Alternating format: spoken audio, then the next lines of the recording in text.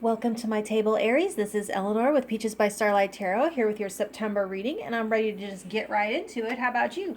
So, for your overall energy for the month, you have stillness. So, be always steering towards center, towards quiet, away from the chaos every time the opportunity presents itself. So, this doesn't feel like there's nothing going on in your life or like you shouldn't carry on as usual, just that you'll be served if you can keep your mind as still as possible. So for your first week, you have as above, so below. So it's a week for finding equilibrium. Like when you buy a goldfish and you put the bag in the that it came in into the aquarium so that the temperatures slowly equalize. But it's referring to your mind and your body connection. You're communicating. You're working in harmony to establish balance. And it also reminds you that your outside world is a mirror of your inner world. And so you can actually garner information from your environment about your inner well being and then respond to it accordingly. So for your second week, you have reprogram. So a week for pattern breaking. It's a time for upgrading your inner dialogues and your programming to meet your current needs, not just your old ones. And any changes that you've been wanting to make up until now, they might be easier at this time. And this feels like a very refreshing energy of making new promises to yourself and setting brand new intentions. So in the third week, is that okay? In your third week, you have dream catchers. So it's a week for upgrading your quality of sleep and keeping maybe a dream diary. And if you don't remember your dreams when you wake up, you can still allow yourself to daydream. So just pay attention to where they take you because that's telling you something. And it's also talking about your dreams in the wish sense of the term, your dreams and aspirations. So creative visualization and doing the thing where you journal and write about it and you allow yourself to feel as if those things are already here now. That helps kind of amplify the signal, or so they say. So I've read. For your fourth week, you have breathe deeply. A week for, you guessed it, taking time to focus on your breath. It's so easy to dismiss this as a duh because all of our concerns seem so big and so grand and this is so basic and it's like of course I'm breathing, but are you? Try it. Take a deep healing breath right now. Take 3 and see how long it feels like it's been and how, since they have been very shallow and tense, how it's gotten since the last time you breathed intentionally. So breathe in love, inhale love, and exhale the struggle and the tension. All right, so for how people are seeing you, they can see you shedding old ways and baggage, and they can see you being reborn. Some of you could just, on the surface, just taking on a new like exfoliating habit or getting rid of some clutter and crap. Others of you, though on the more spiritual sense, are stepping into new lives altogether. People could see you rolling with change, graceful, peaceful in the face of the unknown. You look strong and you look unshakable and you look fluid, like a tree that flexes in the wind that's unbreakable, that just, yeah, they may see they might see a glimpse of the old you, like a version of you that they've missed at some point, coming back to life after a struggling time. Especially there in that second week, I can see people saying to you something like, you're different. I can't put my finger on exactly why, but you're different. And it's good and it's beautiful. So for your immediate environment, you have the Ten of Pentacles. You have extremely grounded and abundant feeling. You might get extra time with family or friends or put some effort into retooling your investment strategy, like, and making some changes that could secure your long-term health. I can see your feelings of wealth increase by whatever definition you use for it. So beyond the financial, but true wealth. Overall, this is being comfortable in your environment and satisfied and satiated and having not only enough for yourself, but enough to share with others. So in your mental space and communication, you have the Fool. So throwing out expectations completely and opening your mind up for something new, a new adventure, a new philosophy, a new level of communicating, brand new possibilities. I like this with that stillness because it's as close as you can get to emptying your mind, observing thoughts without entrapping them or judging them. And it fits actually with reprogram because it signifies a thought reset. It's a reset. And this dream catcher feels like the imagery that dances across your consciousness as you boot back up on that blank screen. And you're no longer bound by whatever you're shedding here from your past. So for your home and family, if I can grab it, Four of Pentacles, extremely protective and conservative. This can manifest in some kind of personal lockdown. So whether that's a lockdown on spending or keeping your loved ones close and safe. With the Ten of Pentacles, you seem on one hand very grateful and on the other like keenly aware of what you have to lose, which can put you on edge. So while your mind is looking very free and exploratory, your body is remaining safe and grounded in a stable, firm reality. The Fool in your third house with the Four of Pentacles in your fourth house and then dream catchers, it feels like astral projection, which I know is so outdated to talk about and a dubious concept, but that's just what it reminds me of. Or like in the Matrix, intentionally jacking into the Matrix from the safety of your own home. Or I don't know if you saw that movie, The Surrogate. It's like virtual reality games, like one of those, spending time in one of those VR headsets and games and stuff like that.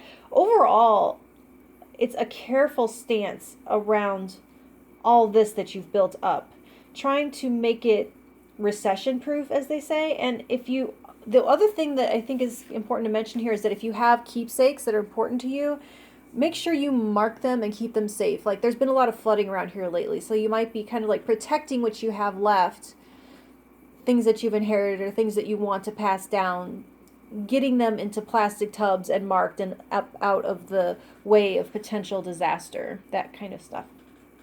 So for pleasures, Seven of Swords.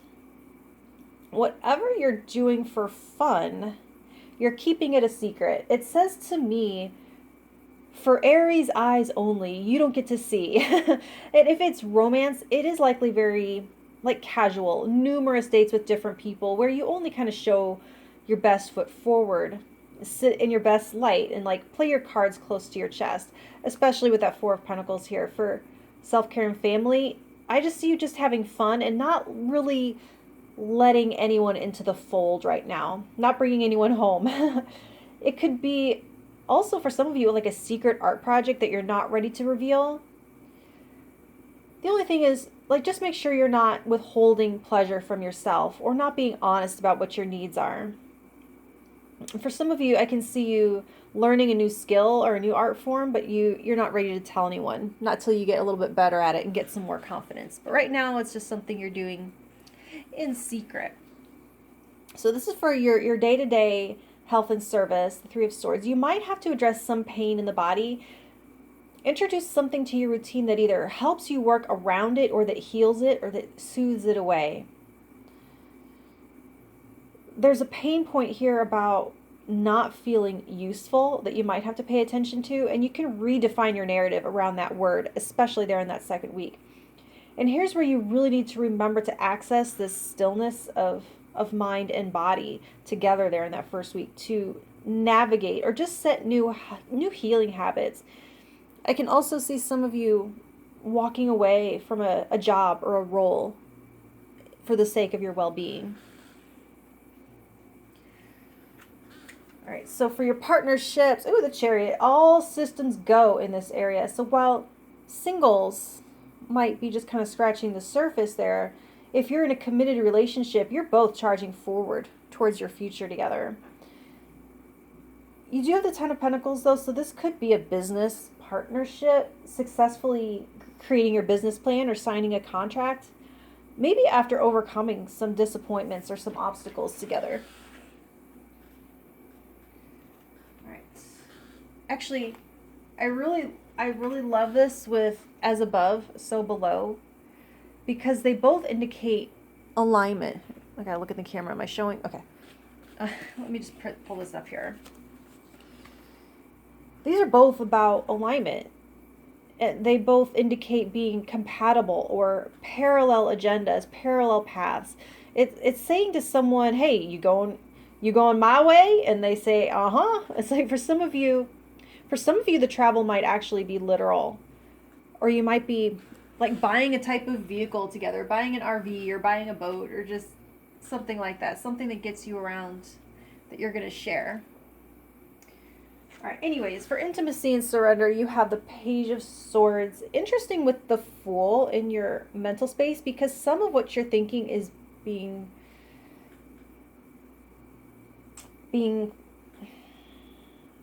it's being spoken and shared, but not on too deep of a level. Because like with the Seven of Swords here, you're only saying so much. Not everything. You're not revealing just how expansive your mind might be, because it's all for you to fill yourself. It's a blank slate, and it's for you to write on. You might be entertaining some ideas and asking new questions, but there's still a guardedness, not really letting down walls, especially with that Four of Pentacles. For some of you, I do see like some sexting or some fooling around, but not really connecting at a soul level as yet. And if this is regarding your travel partner in that Chariot card, you seem to be interacting as friends. Good conversation, brother and sister, not really colliding and merging, but more of a side by side, a shoulder to shoulder.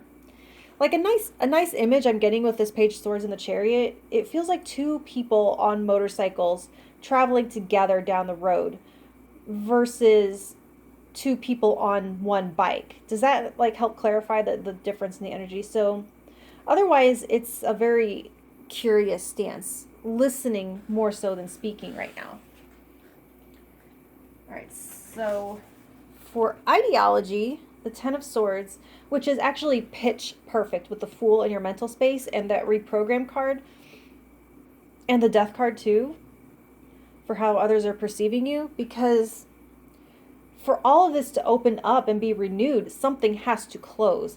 And so I'm not really seeing the new philosophy actually taking shape here this month, just getting more and more clear on what you no longer believe, ideas that no longer hold water for you. Hence the emptying of the mind, creating an emptiness and space for the new to be experimented with and to be written at a future time. It's like it's the perfect screen for these dreams to play out on for your entertainment and enlightenment. That's why the Seven of Swords and Page of Swords, Four of Pentacles, protecting your Ten of Pentacles reality, for you to allow a more vulnerable mental walkabout, wandering imagination, to dream big and to trust that the hardest part is over this month. All right, so for your reputation and legacy, you have the Three of Wands. It's kind of an open book right now. It shows you at a pivot point that could go many different directions, and you're scrapping something there with the Death card and the Ten of Swords, the Fool, starting from scratch in some regard. So there's so much change swirling around you, and as you maintain the stillness and grace in the face of it, do in part because you're no longer holding on to an old concept of what you thought your footprint was going to be. So it's kind of a wait and see what the reset brings in for you. So in the third week, dream as big as you possibly can, because with the Fool, there's no limit, and it's saying that you're on the right track. So for community, High Priestess, so you're highly fine-tuned, dialed into the pulse of the collective, to the prevailing consciousness. You seem to know what everyone is thinking and what everyone wants. What's at the root of everyone's issues? Once again, that Page of Swords, Four of Pentacles, you're not communicating this or using it, other than a little there with the Seven of Swords to regulate how much of yourself you reveal. You're just observing and soaking it all in, especially with that Page of Swords, as just part of the experience. You have so much transition happening internally in September that you look like you're not going to engage much with the drama of the world. But you're keeping tabs on it, kind of like a soap opera. And you're hearing just the deeper meaning under all of the chatter. All right, so for below the surface, Ace of Swords, motivated 100% by truth and clarity. Yeah, Page of Swords, motivated by truth, seeking it mostly, establishing a new one for yourself, rewriting the rules that govern your own thoughts, and cutting through the BS and lies born from that trauma there in that Three of Swords. It's the nucleus of this stillness. This is your specific truth. It's different for each one of you, but it's setting you free to allow these new dreams to come in. It's kind of a reality check that brings this new concept of what you want your future to look like, oriented around this new vision of what's possible. So this is what's initiating this reset with the Death and the Fool and that Ten of Swords. So that's what I have for you, Aries. And if it helped in any way, let me know by hitting that like button, and I will talk to you in October. Thank you.